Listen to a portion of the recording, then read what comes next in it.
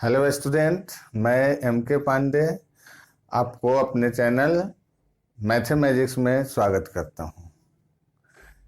मेरा प्रयास है कि सीबीएसई मैथ का जो अच्छे से प्रिपरेशन हो सके बोर्ड एग्जाम्स के लिए, उस पर फोकस करें। देखिए, इसमें सबसे पहले हम आपको रियल नंबर के बारे में बताना चाहेंगे। सबसे पहला लेक्चर है रियल नंबर के बारे में, थोड़ा सा पिछला कंसेप्ट समझेंगे। देखिए, इसके अंतर्गत तो ऐसे हम लोगों को जानना है कि रियल नंबर है क्या। इससे पहले भी क्लास में हम लोग पढ़ चुके हैं, लेकिन रियल नंबर क्या है, उसका क्या क्या प्रकार होता है, उसके अंतर्गत कौन कौन सी संख्याएं आती है, उसके बाद में और भी है। जैसे आप लोगों को पढ़ना है कि यूक्लिड डिवीजन लेमा क्या है, यूक्लिड डिवीजन एल्गोरिथम क्या है, और उस सब का डेसिमल रिप्रेजेंटेशन कैसे करेंगे। इन सब के बारे में थोड़ा सा पहले कंसेप्ट जान लेते हैं, तब इसका सारा क्वेश्चन करेंगे। चलिए, तो सबसे पहले हम पढ़ेंगे रियल नंबर। रियल नंबर होता क्या है? रियल नंबर का मतलब है कि ये combination of rational and irrational number. Rational और इरेशनल नंबर के कंबाइन रूप को हम रियल नंबर कहते हैं। इस तरह से हम कह सकते हैं रियल नंबर दो पार्ट में बटा, रेशनल और इरेशनल। रेशनल नंबर क्या होता है? जिसे हम P बटा Q के फॉर्म में लिख सकते हैं। P बटा Q के फॉर्म में लिख सके, जहां P और Q दोनों ही इंटीजर्स हो।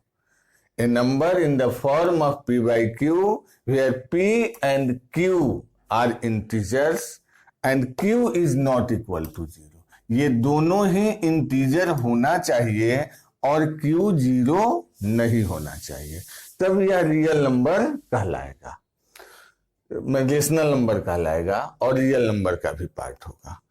फिर इरेशनल क्या है? तो ऐसा नंबर जिसे हम P बटा Q के रूप में नहीं व्यक्त कर सके। Not in the form of P by Q where P and Q are integer and Q is not equal to 0। मतलब P और Q दोनों इंटीजर के रूप में रख के अगर P by Q के रूप में लिखा हुआ है तो रेशनल, और इंटीजर के रूप में नहीं है और P by Q के रूप में है, चाहे जैसे भी इंटीजर नहीं है, तो वह इरेशनल होगा। किसी भी हालत में आपका हर जो है यहाँ डिनोमिनेटर Q यह 0 नहीं होता है, चाहे वह रेशनल हो या इरेशनल।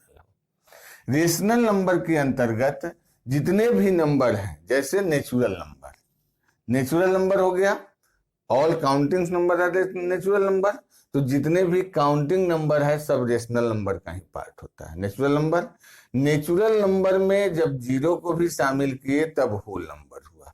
यह जैसे 1 2 3 4 हो गया, यह 0 से शुरू होगा, 0 1 2 3 4 हुआ। तो इस तरह से होल नंबर जो है उसके अंतर्गत सारे नेचुरल नंबर आ जाते हैं। फिर नेचुरल नंबर, ये इंटीजर वाला जो ग्रुप हुआ, इसमें अगर निगेटिव नंबर को भी हम मिला लिए, निगेटिव नंबर भी आ गया, तो यह बन गया आपका इंटीजर। मतलब नेचुरल नंबर, 0 और निगेटिव नंबर सब मिला के हो गया आपका इंटीजर। तो इस तरह से सारे नेचुरल नंबर होल नंबर के अंतर्गत आ गए, सारे होल नंबर इंटीजर के अंतर्गत आ गए, और ये सब रेशनल नंबर के अंतर्गत आ गए। जितने भी फ्रैक्शन होते हैं, फ्रैक्शन में आप जानते हैं दो टाइप हो जाता है, सिंपल फ्रैक्शन जो बटा के रूप में हो, और डेसिमल फ्रैक्शन जो डेसिमल में लिखा हो। ये सारे भी फ्रैक्शन हुए, सब फ्रैक्शन रेशनल नंबर हो जाता है। फ्रैक्शन का दो टाइप होता है, सिंपल फ्रैक्शन और डेसिमल फ्रैक्शन। डेसिमल फ्रैक्शन में कभी आप देखिएगा कि पूरा कटा हुआ है, यानी टर्मिनेटिंग डेसिमल है। जैसे 2.5 लिखे तो यह टर्मिनेटिंग डेसिमल है। और जो पूरा पूरा कटे नहीं, जैसे 2.3535 आते जाए तो वह नॉन टर्मिनेटिंग हुआ। चाहे 1.01001 ऐसे कुछ कुछ बढ़ते जाए, जो टर्मिनेट नहीं करे, पूरा पूरा कटे नहीं, तो वह नॉन टर्मिनेटिंग हुआ। नॉन टर्मिनेटिंग में दो तरह का होता है, रिपीटिंग डेसिमल और नॉन रिपीटिंग डेसिमल।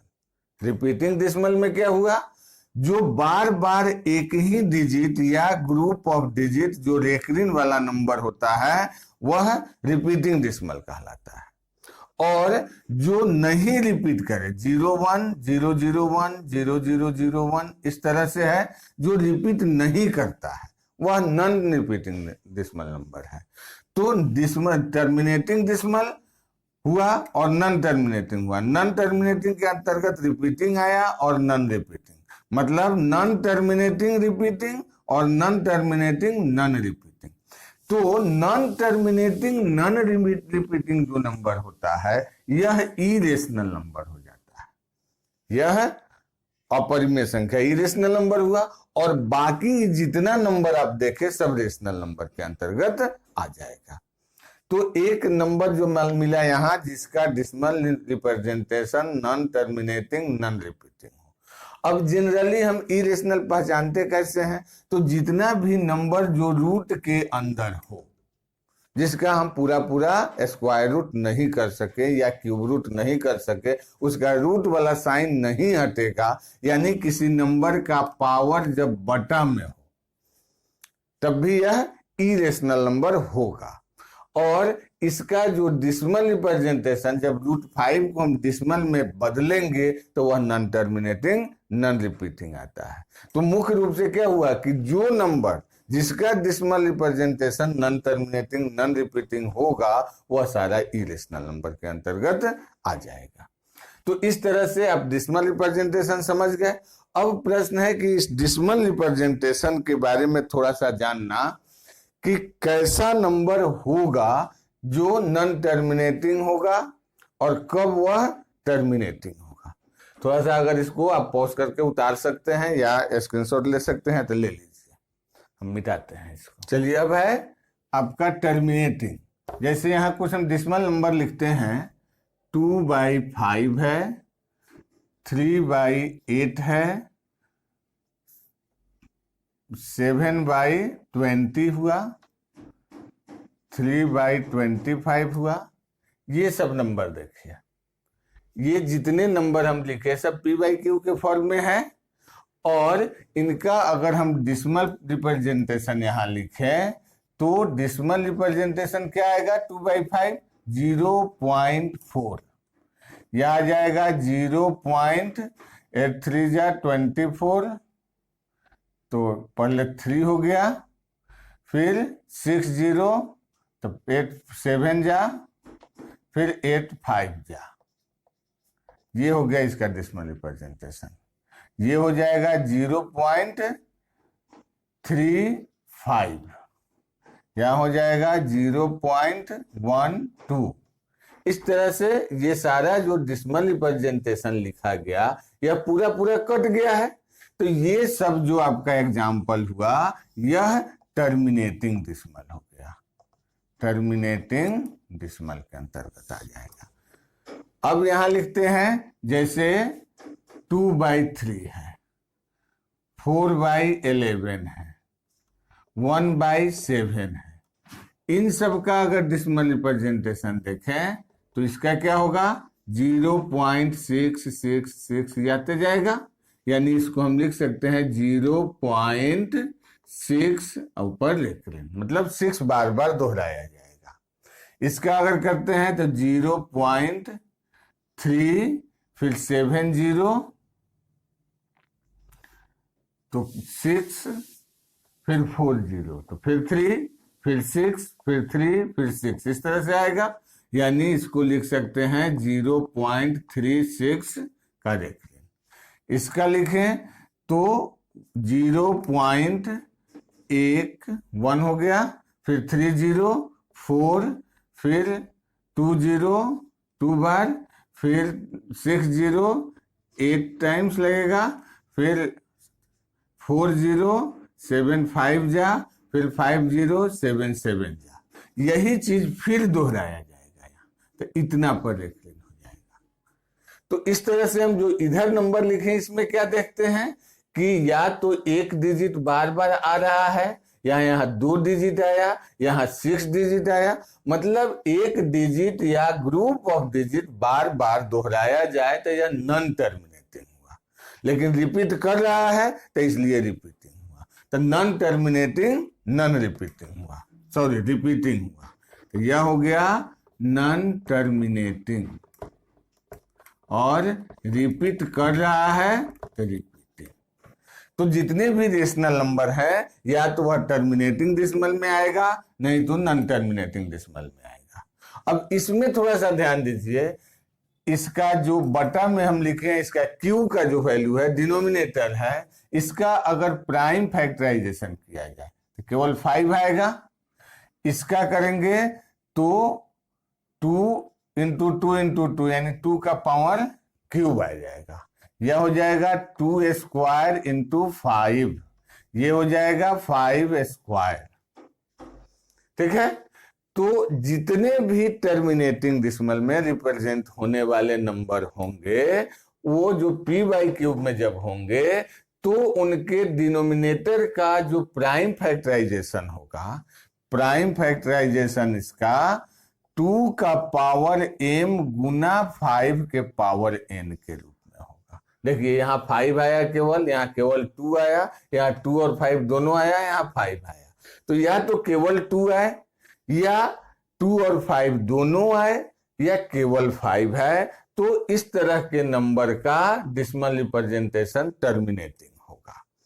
दूसरी बात इसमें क्या जानना है कि टर्मिनेटिंग होगा ये तो पहचान लेंगे। हाँ, ध्यान देना है कि यहाँ जो पी बाई क्यू में नंबर लिखा हुआ है यह अपने सिंपलेस्ट फॉर्म में होना चाहिए, कटने वाला नहीं होना चाहिए, और तब यह रूल लागू होना चाहिए कि जो डिनोमिनेटर का prime factorisation 2 power m into 5 power n के रूप में हो। और साथ साथ अब जान लीजिए कि अगर टर्मिनेटिंग डेसिमल है तो उसके टर्मिनेटिंग ब्लॉक माने कितने नंबर बाद, कितने डेसिमल डिजिट बाद वह टर्मिनेट करेगा, यह निर्भर करता है यहाँ 5 या 2 के संख्या पर। जैसे एक ही नंबर है इसमें तो देखिए 1 डिजिट बाद यह कट गया पूरा पूरा। इसमें 2 का पावर 3 है तो डेसिमल के बाद 3 डिजिट आया। 2 और 5 दोनों जब रहेगा तो जो सबसे ज्यादा बार होगा, यह 2 बार है या 5 बार, तो जो ज्यादा बार होगा उतना ही डिजिट उसके माने टर्मिनेट, उतना डिजिट बाद टर्मिनेट करेगा। यहां भी 5 का पावर 2 है तो टर्मिनेट किया 2 डिजिट बाद। इसमें क्या देखते हैं कि 2 का पावर m गुना 5 के पावर n के रूप में नहीं होगा, तब नॉन टर्मिनेटिंग रिपीटिंग होगा। तो इस केस में जो माने नंबर है यह इसके रिपीटिंग ब्लॉक में, मतलब कितने डिजिट पर रिपीट का साइन आएगा, तो यह निश्चित तो पता नहीं किया जा सकता, लेकिन उसका मैक्सिमम नंबर हम पता कर सकते हैं कि उसमें कितने मैक्सिमम नंबर होंगे। तो इसका जितना डिनोमिनेटर होगा उस डिनोमिनेटर से एक कम डिजिट उसके रिपीटिंग ब्लॉक में होता है मैक्सिमम। मिनिमम चाहे वह जैसे यहाँ 3 है तो 1 डिजिट बाद ही हो गया, 11 रहने पर या 2 डिजिट बाद हुआ, और 7 रखने पर देखिए 6 डिजिट हो गया। तो मैक्सिमम हम कहां तक देखेंगे, तो जहां तक इससे एक कम डिजिट तक हम जाएंगे, उसके अंतर्गत ही, उसके अंदर में ही किसी डिजिट पर यह दोहराना शुरू हो जाएगा। तो इस तरह से आपको टर्मिनेटिंग नॉन टर्मिनेटिंग पर भी प्रश्न बनाने हैं लास्ट एक्सरसाइज में। अब चलिए आगे बढ़ेंगे। अगले वीडियो में आपको जितने भी लेमा के बारे में या एल्गोरिथम के बारे में है उनके बारे में बताते हैं। ठीक है, इसको उतारना है तो उतार लीजिए।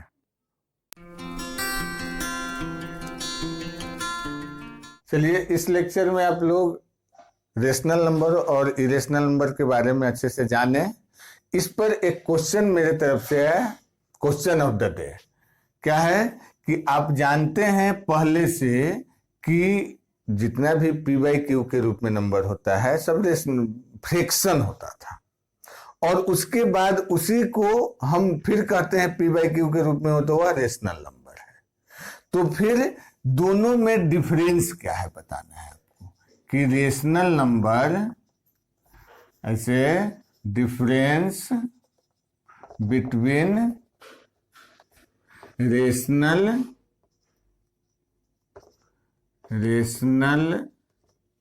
And irrational number, sorry, rational and fraction. Fraction और रेशनल नंबर में क्या डिफरेंस है बताना है, ये क्वेश्चन हुआ आपका। आप अपना कमेंट करके बता सकते हैं, नहीं तो अगले वीडियो में फिर हम इस पर चर्चा करेंगे।